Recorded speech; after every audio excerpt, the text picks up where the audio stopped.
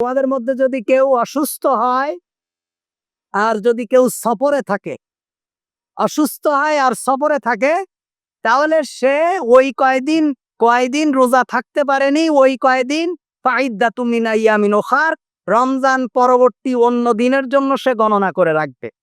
এখন কথা হলো, কেউ রোজা সফর অবস্থায় আছে অথবা কেউ অসুস্থ আছে, কিন্তু এই অবস্থায় যদি কেউ রোজা রাখে, না আমি চিটাগাং যাচ্ছি, চিটাগাং যাব, আমি তো সফর, তাহলে আল্লাহ তাআলা আমার রোজা না রাখার অপশন দিয়েছেন। আমি দেশের বাইরে ভ্রমণে যাচ্ছি, আল্লাহ তাআলা বলেছেন তুমি যদি রোজা না রাখো, না রাখতে পারবা, কিন্তু আমি যদি রেখে দেই, তাহলে মাসালা হলো, যদি সফরটা আরামদায়ক হয়, জীবনের উপরে কোনো ঝুঁকি না আসে, যেমন আমি মালয়েশিয়ায় যাব 3.5 ঘন্টা লাগে, আপনি সৌদি আরব যাবেন 6 ঘন্টা লাগে, যাবেন বিমানের মধ্যে বসে, কোনো ধরনের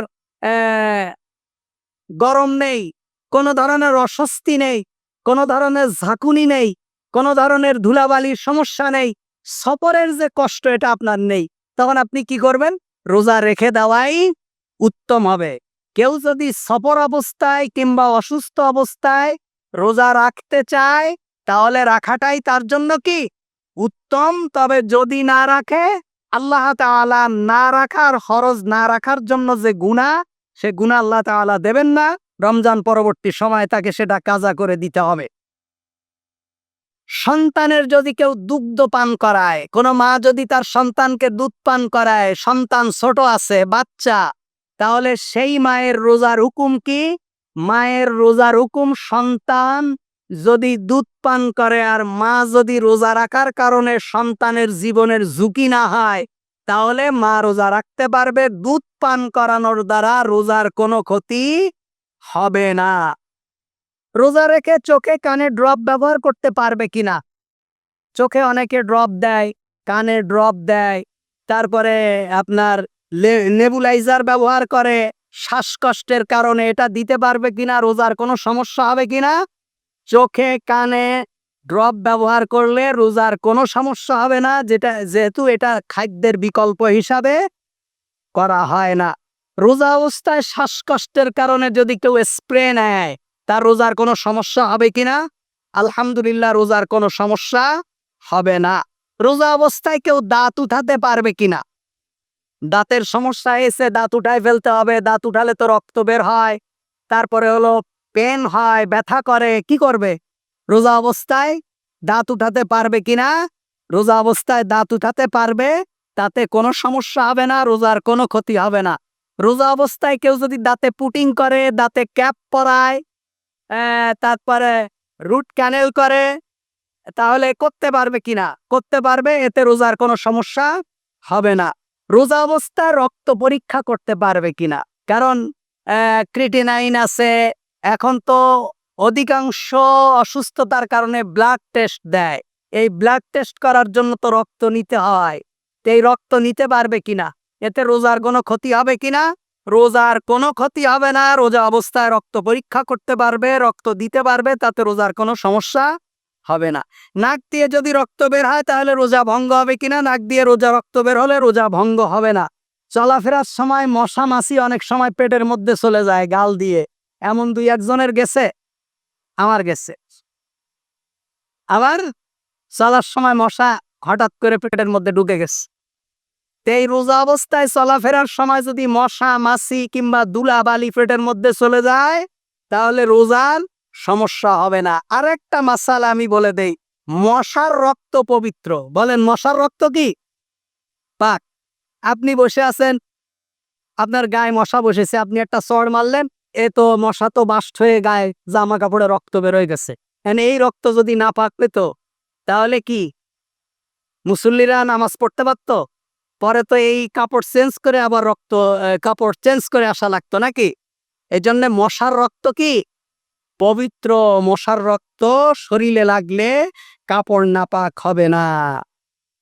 চিকিৎসার জন্য যদি কেউ সাপোসিটার ব্যবহার করে, সাপোসিটার যেটা মানুষের পায়খানার রাস্তা দিয়ে দেয়, যদি সাপোসিটার ব্যবহার করে চিকিৎসার জন্য, তাহলে রোজা ভাঙবে কিনা? না, যদি কেউ সাপোসিটার ব্যবহার করে, তাহলে রোজা ভাঙবে না।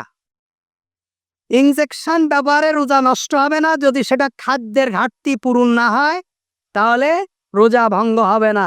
রোজা রেখে কেউ যদি আমাদের মনে করেন ১ মাসে সাধারণত কমপক্ষে সর্বনিম্নের কোনো সীমা নেই, সর্বোচ্চ ১০ দিন পর্যন্ত মেয়েদের মাসিক স্রাব হয়, মাসিক যেটা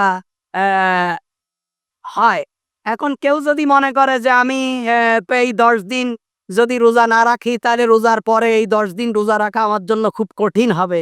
তাহলে কেউ যদি ওষুধ ব্যবহার করে, ওষুধ খেয়ে যদি এই স্বাভাবিক গতিটাকে বন্ধ করে, কেউ যদি পুরা মাস সিয়ামকে কন্টিনিউ করে তাহলে সিয়াম হয়ে যাবে, কোনো সমস্যা নেই, যদি তার অসুস্থতার মারাত্মক কোনো আশঙ্কা না থাকে।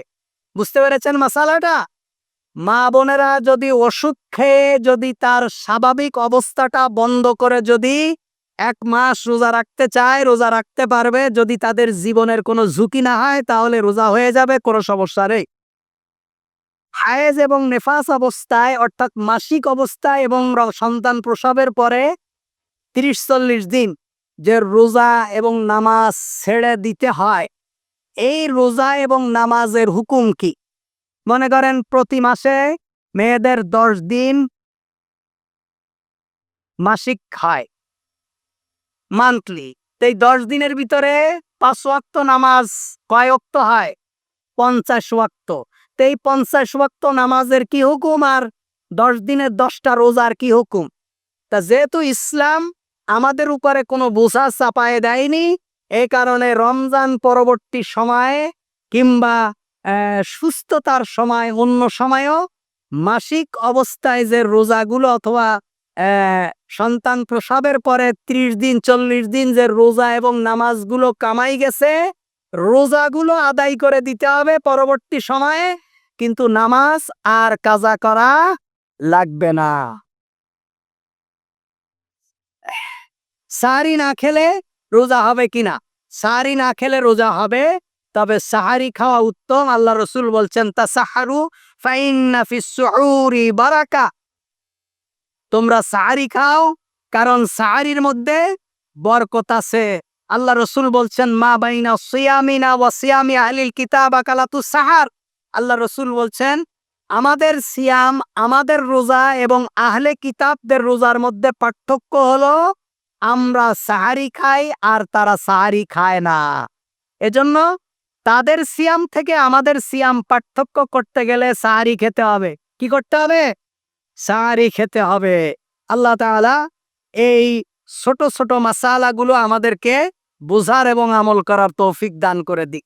আল্লাহ তাআলা বলছেন শাহরু রমাদান আল্লাযী উনজিলা ফীহিল কুরআন হুদাল লিন-নাস ওয়া বায়িনাতিম মিনাল হুদা, আমি এই কোরআন নাজিল করেছি রমজান মাসে মানুষের হেদায়েতের জন্য। কিসের জন্য? হেদায়েতের জন্য, এবং এই কোরআন হলো হেদায়েতের একমাত্র দলিল। আল্লাহ তাআলা বলছেন কুতিবা আলাইকুমুস সিয়াম কামা কুতিবা আলাল্লাযীনা মিন ক্বাবলিকুম লাআল্লাকুম তাত্তাকুন, আমি তোমাদের উপর রোজা ফরজ করেছি, তোমাদের পূর্ববর্তীদের উপরে রোজা ফরজ করেছি। রোজার মূল উদ্দেশ্য কি? লাআল্লাকুম তাত্তাকুন, তোমরা যাতে তাকওয়া অর্জন করতে পারো। তাহলে সিয়াম মানুষদেরকে কি বানায়? মুত্তাকি বানায়। যারা তাকওয়া অর্জন করে তাদেরকে কি বলা হয়? মুত্তাকি। তাহলে সিয়াম মানুষদেরকে তাকওয়াবান বানায়। সিয়াম মানুষদেরকে আল্লাহর নৈকট্যশীল করে দেয়। সিয়াম পালনকারীকে আল্লাহ তাআলা জাহান্নাম থেকে দূরে সরায় দেন। সিয়াম পালনকারীকে আল্লাহ তাআলা জান্নাতের নিকটবর্তী করে দেয়। সুবহানাল্লাহ। যেজন্য সিয়াম পালন করা, তাকওয়া অর্জন করা। এই তাকওয়া কিভাবে হবে? ওমর ইবনে আব্দুল আজিজ বলছেন লাইসা তাকওয়াল্লাহ বিসিয়ামিন নাহারি ওয়ালা বিকিয়ামিল লাইল ওয়ালাকিন তাকওয়াল্লাহ তারাকা মা হারামাল্লাহু ওয়া আদাউ মাফতারাদা।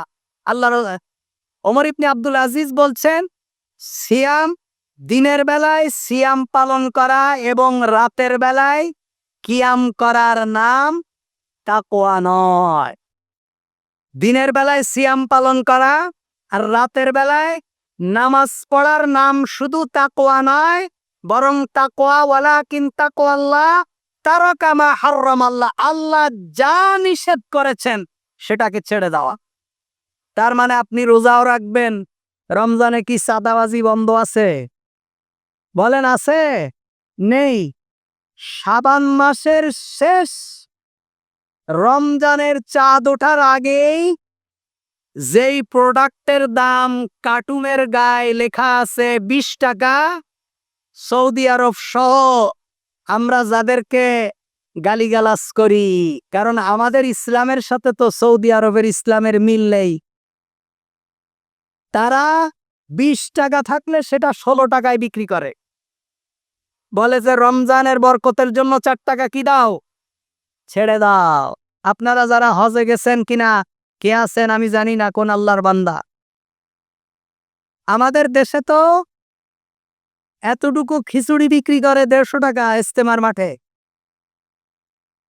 আর মক্কা বাইতুল্লাহ হজে গিয়ে দেখবেন মিনায়, মুজদালিফায়, আরাফায় 24 চাকা 36 চাকার বড় বড় যে গাড়িগুলা আছে, ট্রাক, ওকে ওই দেশে ট্রেলা বলে, এগুলো শুধু 2-3 জনে পিছনের দিক ফিরে শুধু খালি করতেছে।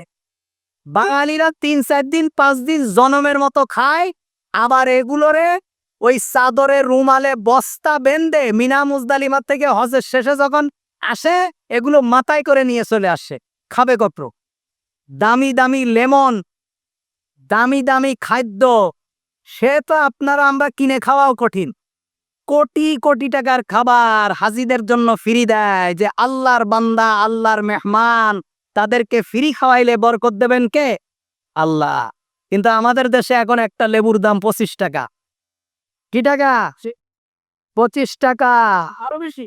আল্লাহর রহমত যে কত লোকের ঈদ যে এবার ভালোভাবে কাটবে, যেহেতু রমজানের আগেই নির্বাচনটা হয়ে গেছে, কত লোকের যে কপাল খুলে গেছে।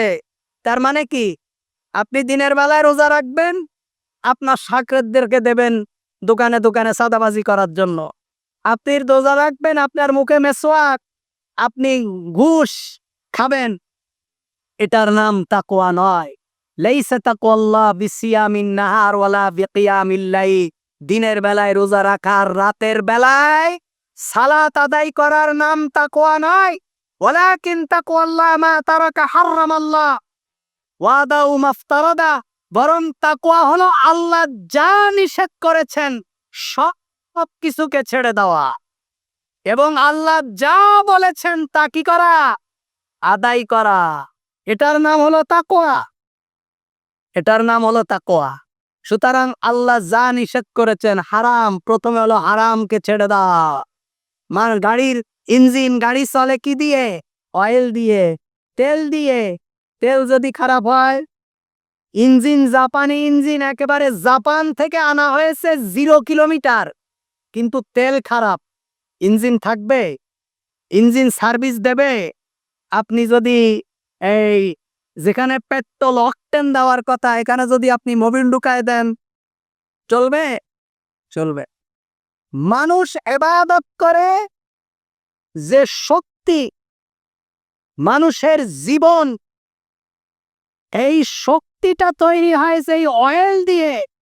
এই অয়েলটা যদি ফ্রেশ না হয়, হারাম মুক্ত না হয়, ঘুষের টাকা, সুদের টাকা, সাদাবাজির টাকা, দান্দাবাজির টাকা, মাইরিং কাটিং এর টাকা, আল্লাহ রসুল বলেছেন যে কেউ যদি কোনো মানুষকে কষ্ট দেবার জন্য খাদ্য গুদামজাত করে, এটা হারাম। এটা কি? হারাম। রমজানের আগে যেই খেজুর 200 টাকা, রমজানের সময় সেই খেজুর 400 টাকা। বরকত, এটা কি বলে? এটা হলো বরকতের মাস, ওরা বরকত নেয়। এজন্য ওমর ইবনে আব্দুল আজিজ বলছেন, লাইসা তাকওয়াল্লাহ বিসিয়ামিন নাহারি ওয়ালা বিকিয়ামিল লাইল, তারাকাল্লাহ মা হারামাল্লাহ ওয়া তারাকা মা হারামাল্লাহ ওয়া দাউ মাফতারাদা। বরং আল্লাহ যা নিষেধ করেছেন তা ছেড়ে দেওয়া। আল্লাহ যা নিষেধ করেছেন তা কি করে দেওয়া? আমরা প্রতিজ্ঞা করি, আমরা আল্লাহর কাছে ওয়াদা করি, আমরা ইস্তেগফার করি, আমাদের সিয়ামকে সুন্দর করি। আল্লাহকে আমরা বলি যে আমরা আজ থেকে কোনো হারামের সাথে আমরা সম্পৃক্ত হব না, আমরা কোনো হারাম খাবো না। আলহামদুলিল্লাহ, এইসব মসজিদে তেমন হারামখোর পাওয়া যাবে কম। দুই একটা যদি থাকে, হয়তো সে জানেও না যে আমি হারাম খাই। কিন্তু বড় বড় মসজিদগুলোতে আলহামদুলিল্লাহ হারামের উপরে পিএইচডি ডিগ্রি নিয়েছে। কে কত হারাম খাইতে পারে, কে কত বেশি খাইতে পারে, আল্লাহ মাফ করে দেয়। কোন হারাম খোরের সাথে আত্মীয়তা করা যাবে? বলেন যাবে? আপনি ছেলে মেয়ে বিয়ে দেওয়ার আগে যে দেখবেন যে তার ইনকাম সোর্স কি, তার মাসে কত টাকা ইনকাম এবং কত টাকা খরচ। বিশ্বাস করেন, এই ইনকাম না দেখে, তার রিজিক না দেখে তার সাথে আত্মীয়তা করবেন না। কারণ আপনি আপনার মেয়েকে দিয়েছেন হারাম, সারা জীবন হারাম খাবে, উপায় নেই। আপনি যাবেন, আপনি হারাম খাবেন। আপনার বংশ থেকে পরবর্তী প্রজন্ম যারা আসবে হারামের উপরে আসবে, এবং এই হারাম থেকে কখনো তাওহীদের কথা আসবে না, এই হারাম থেকে কখনো কোরআনের পক্ষে কথা আসবে না, এই হারাম থেকে কখনো সুন্নাহর পক্ষে কথা আসবে না, এই হারাম থেকে কখনো ন্যায়ের কথা আসবে না, এই হারামে কখনো শান্তি আসবে না, এই হারাম আপনার পরিবারে কখনো শান্তি এনে দিতে পারবে না।